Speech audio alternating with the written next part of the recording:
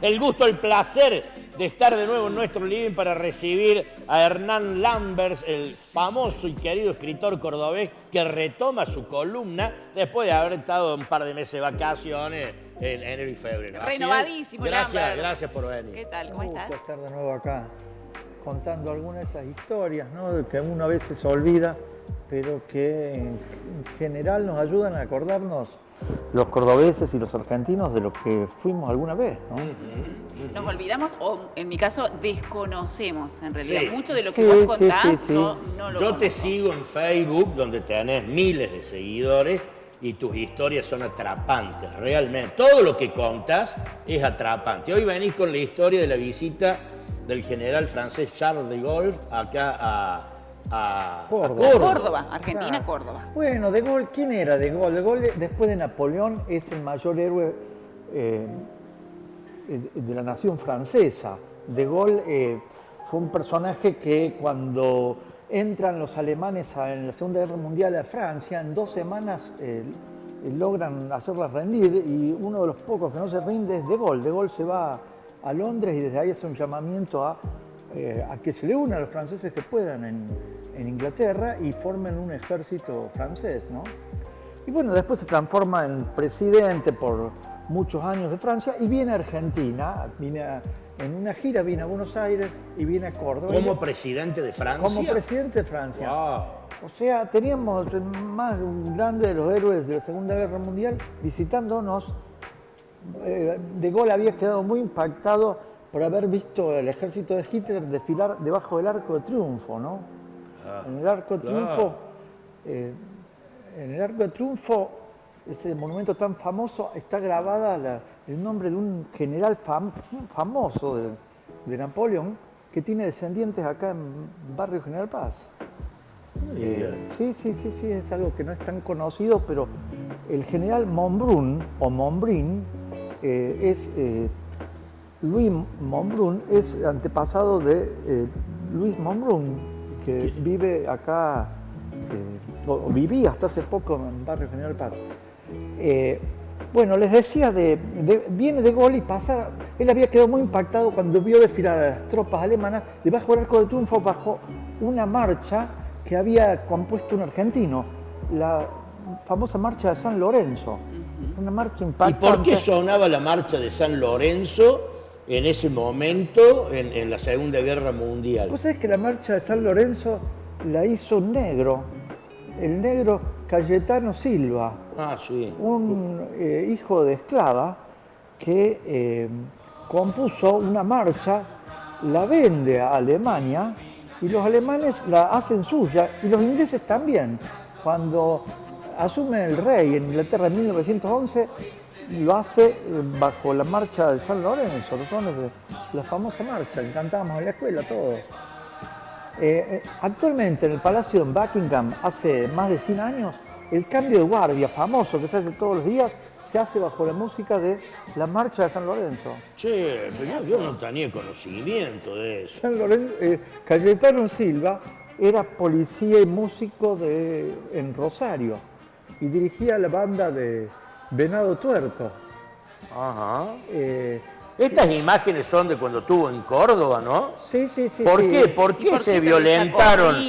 ¿Fue bien recibido cuando vino acá? Sí, vos sabés que el problema fue precisamente que fuera bien recibido. Cuando baja De Gaulle del avión y se encuentra con Mirá, es el Palacio de Justicia. Sí, Pasó, tribunales. claro. Cuando llega De Gaulle acá se encuentra con que muchas cosas salieron de forma diferente a la que él esperaba. Por ejemplo, va a hablar al aula magna de la Universidad de Buenos Aires para poder contactarse con los jóvenes. Ajá. Y se encuentra con que no había entre todo el público, que eran 200 personas, no había ningún joven. ¿Por qué? Porque se había previsto que iba a haber tumultos y no se dejó entrar a ningún estudiante. Eran todas personas de 50, 60, 80 años. ¿Y esa gente por qué provocaría tumulto con la presencia de Gaulle? Porque había dado orden el general Perón, que estaba en el exilio en Francia, de que se lo recibiera a De Gaulle como si fuera él. Era una época en que los actos de la demostración de fuerza política estaban prohibidos. Entonces Perón propone a su gente que lo reciban tan bien como si fuera un... Bueno, pero no fue lo que ocurrió. Bueno, parece ser que había 20.000 personas esperando De Gaulle. A tal punto que decían los diplomáticos franceses, si así lo reciben a De Gaulle, lo que sería si lo recibieran a Dios. Porque era una manifestación muy grande, al grito de Perón, De Gaulle un solo corazón.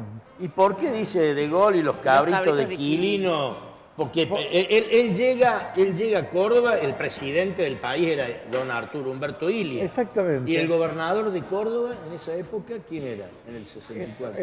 Justo Páez Molina. Justo Páez Molina. Y lo reciben acá en Córdoba también una multitud, no solo que lo fue a recibir, sino al grito de Perón, De Gaulle, tercera posición, porque ellos pedían, De Gaulle pedía también, como Perón, una posición distante del bloque comunista y de los norteamericanos. Totalmente. Y lo recibe una multitud enorme, tremenda, acá en tribunales, Sí. a tal punto que carga la policía montada contra los cordobeses que lo estaban esperando. Y bueno, hubo tantos heridos, hubo tiroteos y tantos heridos que hasta Illia salió herido.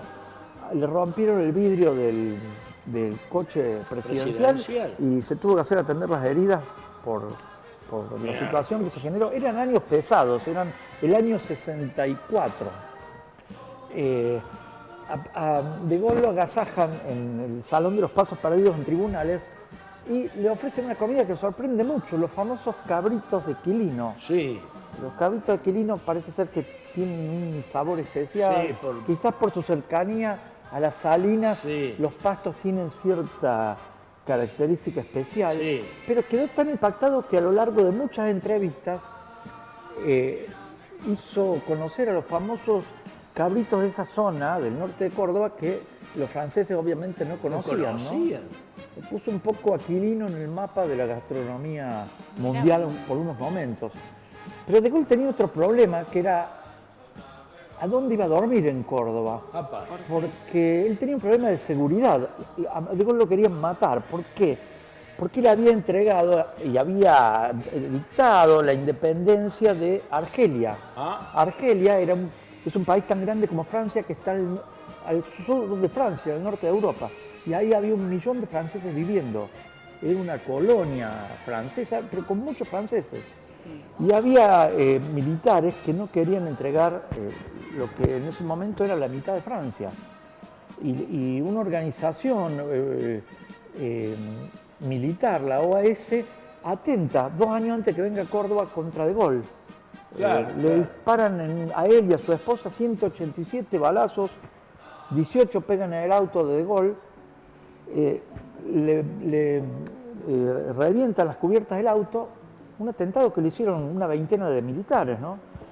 Y se salva porque el chofer, en vez de frenar, acelera y sigue hasta el pueblo más cercano mientras lo cubre la guardia que tenía. Bien. Y acá en Córdoba, al final, ¿a Y acá dónde se lo preguntan, durmió?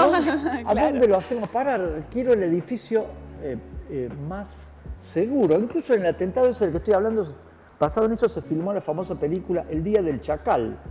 Y el famoso libro de Frederick Forsyth. Leí el libro y vi la película. Y hace poco se hizo otra película con Bruce Willis y Richard Gere llamada Chacal, basado en El Día del Chacal.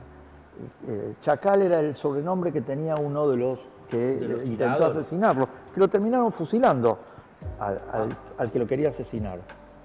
Y pues le dicen, el lugar más seguro que tenemos acá, porque si iba a un hotel le podían poner una bomba, es tribunales. Así que le armaron una la cama, la habitación Justicia. y durmió en los tribunales acá frente al Paseo Sobremonte.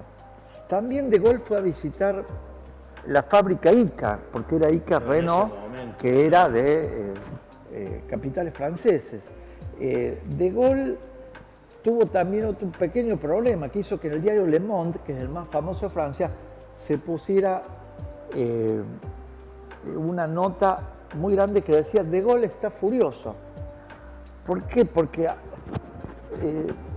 la visita de Gaulle parecía que iba a andar bien, pero apenas baja en Ezeiza del avión, lo recibe, bueno, era el presidente, todos cónsules y el embajador. Y mientras baja, él muy serio, la banda de música argentina hace tonar la marcha más característica de la Argentina. Justo era la marcha que él odiaba, la marcha de San Lorenzo. Dicen que bajaba de Gaulle, que medía casi 2 metros, bajaba con la cara roja de la bronca porque era la marcha que él tanto odiaba precisamente porque la habían puesto los alemanes. Empezó con el pie izquierdo el recibimiento. Y encima la tenía que escuchar cada vez que había, por ejemplo, un cambio de guardia en el Palacio de Buckingham. Él estuvo un buen tiempo en Londres durante la guerra, ¿no? Qué bárbaro. ¿Por qué esas cosas no se enseñan en los libros de Córdoba? No hay nada de eso escrito. ¿De dónde saca los datos? ¿Del archivo?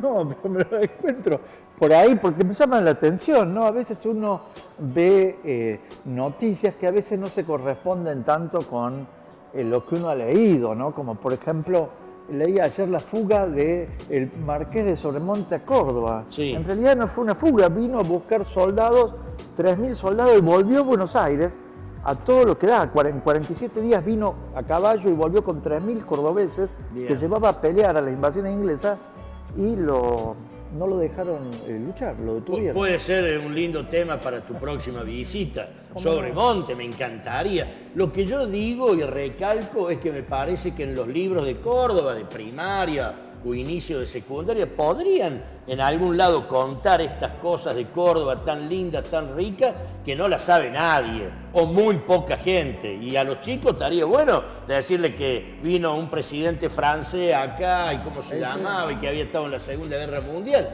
Claro, y todo el contexto. No sé, me parece. Queda claro, así como muy en el aire, es verdad eso. Sí, no nos olvidemos en qué lugar del país se escriben los libros de historia. En Buenos Aires. Y bueno, esa es la explicación de muchas cosas. Mi querido amigo Hernán Lambers ha pasado por Pato a la Mañana, te esperamos el mes que viene, ¿sí?